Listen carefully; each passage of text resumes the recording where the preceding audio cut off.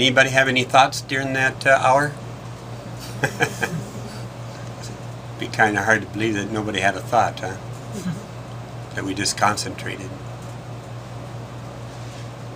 How come we can't tell our mind what to do? Or is our mind telling us what to do?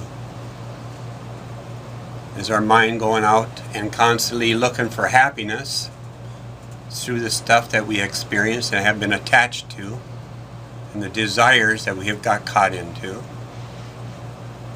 and trying to make that our freedom and our happiness? Yeah, that's what happened. So we're caught in this mind. It's like our mind is dictating to us constantly to search for this happiness. It's telling us our five senses to go out and find what we call happiness. And so our five senses are constantly going out looking for the best chocolate, looking for the best pie out there. We want to see the best sights. We go traveling around all over the United States to see this and that. Oh, there's a Grand Canyon, it's so beautiful. Oh, Florida, the sunshine, oh, it's so nice. We're constantly looking for happiness through our senses.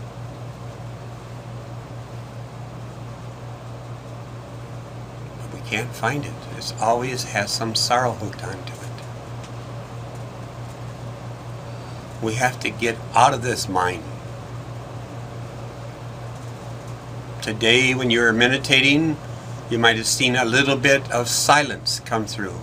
Maybe at the end of the hour, maybe you have felt some silence, some quietness finally hit, or your mind wasn't racing about what you're going to do tomorrow, or what you did yesterday, coming up, constantly searching for the happiness. This happiness exists in each one of us, but is not through the mind.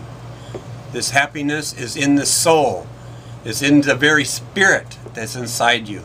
It is this Atma, this God that's inside of us, this Christ. We have it right inside of us right now. But there's one thing to this happiness, and it has no beginning or ending. It is called the Absolute. Pure consciousness. One without a second. Ever hear those words? They do exist in each one of us. And that's where the true happiness exists, is in ourselves, in this here silence, in this consciousness. This pure, absolute consciousness. We just have to learn how to tap into it, to touch it, and let it start growing inside of us. Now, all the great souls we have heard that have touched this planet, like Buddha, Jesus, and Muhammad, they have touched that silence. And they come to tell us that it does exist, and we all can reach it. It's there for us, and we do not need to have to spend money for it, for there's no money that can reach that high, what it's worth.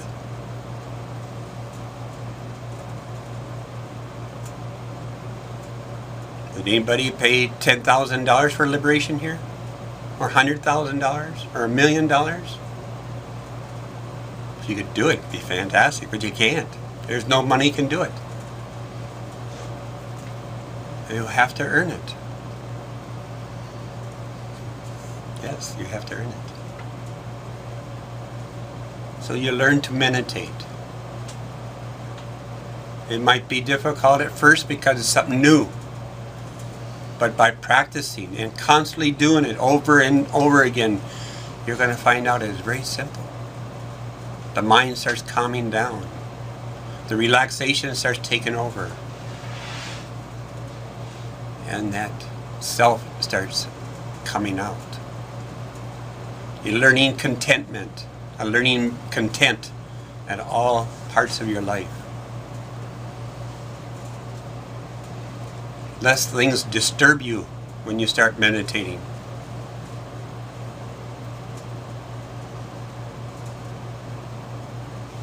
Little things might have disturbed you, and then after meditating for a little while, you find out they don't disturb you no more. You find out that all problems have come from your own self. They do not come from other people, but it is you that's doing it. And that's when you start really growing up and find out that the truth is inside you. And the more and more and more you meditate, you get to a point that you want it more. That you don't want to miss a day of meditating then. And you will grow. And other people will be affected by your meditation. Your loved ones, your friends will be affected by it. You don't need to tell them that you're meditating. That's not what makes them happy. It's this vibration that you send off. It's this pure vibration that you have. And it sends off to other people. And it's catchy. They want it. They want this inner peace too.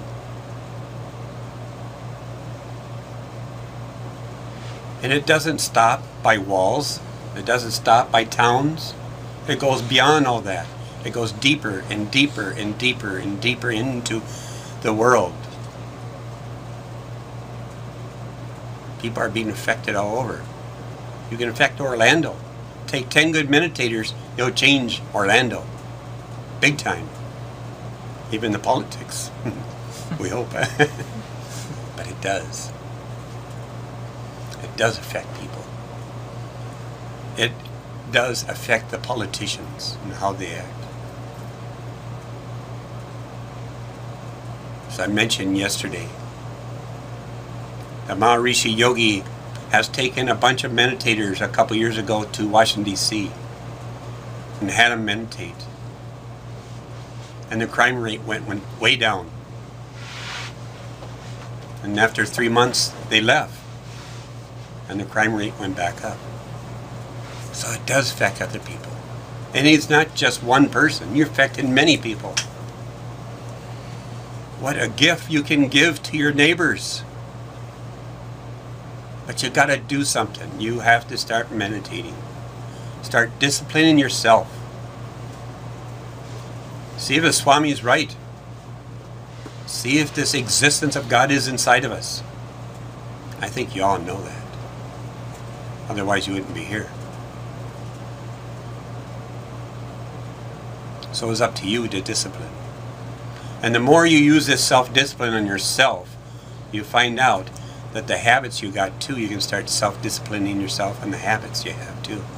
For you start recognizing is your habits, not theirs. And you start waking that up and changing. And if you hang around a very rough crowd, you find out you make new friends. They change. Self-inquiry starts stepping in, and it gets deeper into you, and constantly asking this question, who am I? It must be answered. And that self says, I am that.